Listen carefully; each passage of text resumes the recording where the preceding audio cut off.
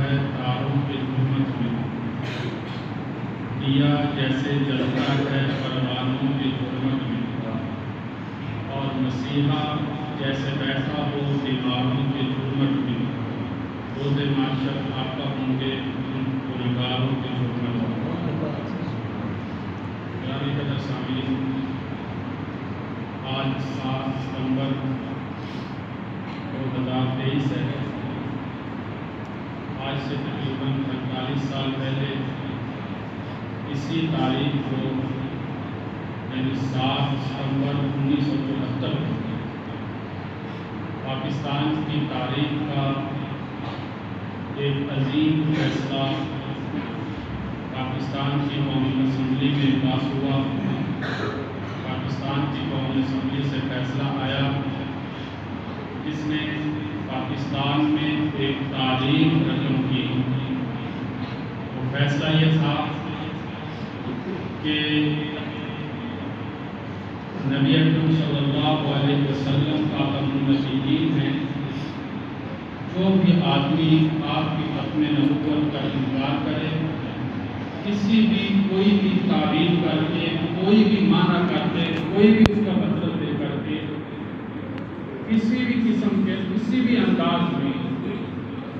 کوئی آدمی اگر رسول اللہ صلی اللہ علیہ وسلم کی ختم نبوت کا انکار کرتا ہے یا کسی ایسے آدمی کو مسلم مانتا ہے جس نے حضور کی ختم نبوت کا انکار کیا تو وہ مسلمان ہے۔ عقیدہ ختم نبوت کیا ہے؟ عقیدہ ختم نبوت یہ ہے، ہمارا ایمان ہے، ہمارا عقیدہ ہے کہ رسول اللہ صلی اللہ علیہ وسلم اللہ کے آخری نبی ہیں اور آپ کے بعد کوئی نبی قیامت تک پیدا نہیں ہو سکتا۔ اور یہ عقیدہ ہمارے اسلام کی، ہمارے مذہب کی بنیاد ہے۔ اس عقیدے کے اندر انکار تو دور کی بات ہے، فقہاء نے شک کی گنجائش بھی نہیں رکھی۔ سرتاج المحدثین، امام الفقہاء، امام اعظم امام ابو حنیفہ رحمہ اللہ تعالی،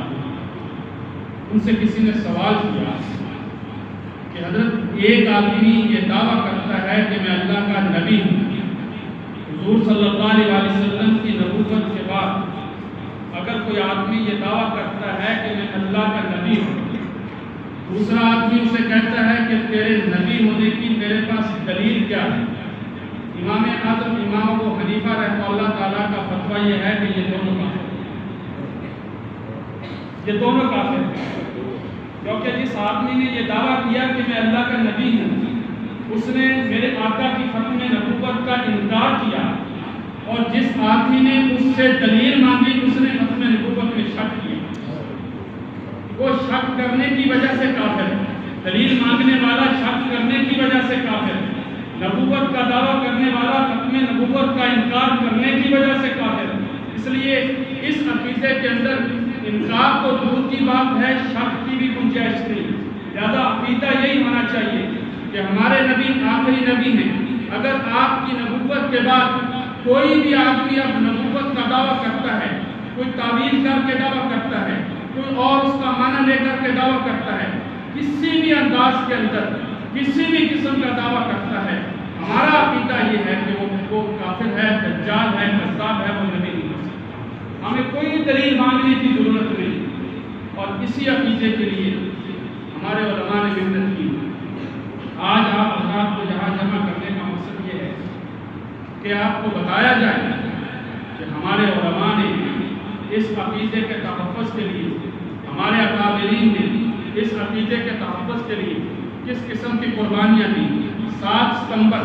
1974 کو جب قومی اسمبلی کے اندر فیصلہ ہوتا ہے، حضرت مولانا مفتی محمود رحمہ اللہ تعالیٰ وہ فیصلہ سننے کے بعد عالمی مجلس تحفظ ختم نبوت کے دفتر راولپنڈی کے اندر پہنچتے ہیں۔ وہاں پر دیکھا محدث الاثر حضرت مولانا یوسف بن نوری رحمہ اللہ تعالیٰ سجدے کے اندر پڑے ہوئے ہیں، سجدے کے اندر رو رہے ہیں، اللہ سے دعائیں کر رہے ہیں، یا اللہ آج خیر والا معاملہ فرمانا۔ کچھ علماء اسمبلی کے اندر لڑائی لڑ رہے تھے، کچھ علماء نے اپنا ساتھ سجدے میں رکھ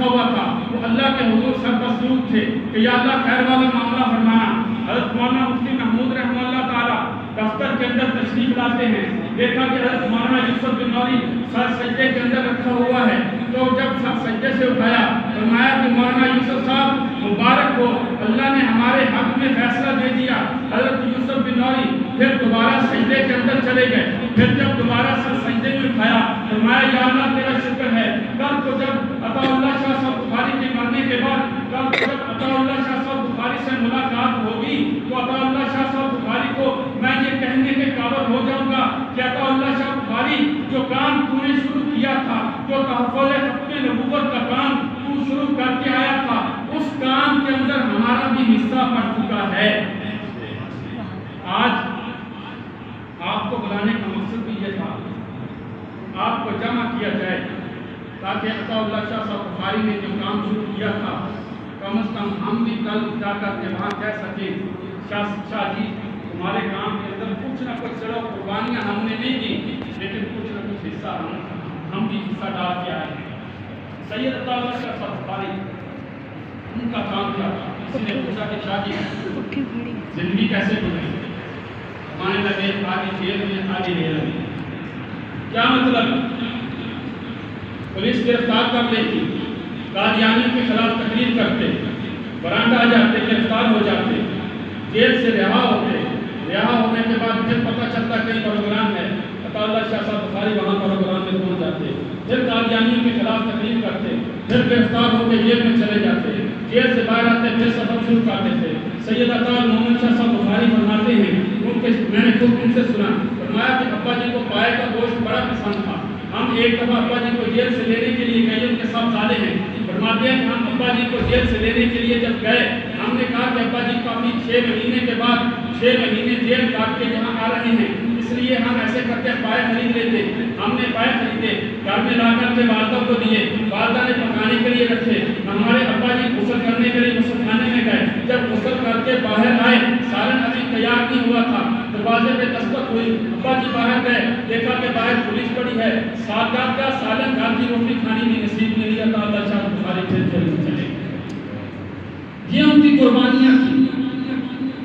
اس طرح انہوں نے جنگ لڑی قادیانیوں کے خلاف، اور پھر انہوں نے اس مسئلے کو بعد میں علماء نے حل کروایا۔ اور یاد رکھیں یہ کوئی آسانی سے مسئلہ حل نہیں ہوا، 90 سال اس کے لیے علماء نے قربانیاں دی، بلا تفریق قربانیاں دی، اہل حدیث علماء نے قربانیاں دی، بریلوی علماء نے قربانیاں دی، اور بلا تفریق اس میں تمام مسالک کے علماء نے، تمام مسالک کے نوجوانوں نے اس کے اندر قربانیاں دی، پھر جا کر کے یہ مسئلہ حل ہوا اور ہمارے پاکستان کا یہ آئین بنا کہ آج کے بعد قادیانی جو ہے وہ اپنی مسلمانوں والی شناخت نہیں کروا سکتے۔ اس کے پیچھے اگر میں اسی موضوع سے بات کروں تو رات گزر سکتی ہے، گھنٹے گزر سکتے ہیں کہ ہمارے علماء نے قربانیاں کیا دی۔ یاد رکھیں ایک صرف میں آپ کو بات کی بات ختم کرتا ہوں، اس ایک آدمی تھا جو عالم نہیں تھا، عطا اللہ شاہ صاحب بخاری کی تقریریں سنا کرتا تھا، ان کی مجلس کے اندر جایا کرتا تھا، بازار کے اندر بہار تھا، کلاڑیاں بیچنے کا کام کرتا، چوڑیاں بیچنے کا کام کرتا۔ ایک آدمی کلاڑی خریدنے کے لیے آیا، کہنے لگا کہ یار مجھے کلاڑی، اس نے پوچھا تو کون ہے؟ کہنے لگا میں قادیانی ہوں، پوچھا غلام قادیانی کو نبی مانتا ہوں۔ اس ان پڑھ آدمی نے، اس دیہاتی آدمی نے کلاڑی اٹھائی اور اس کو گردن پہ رکھ دی۔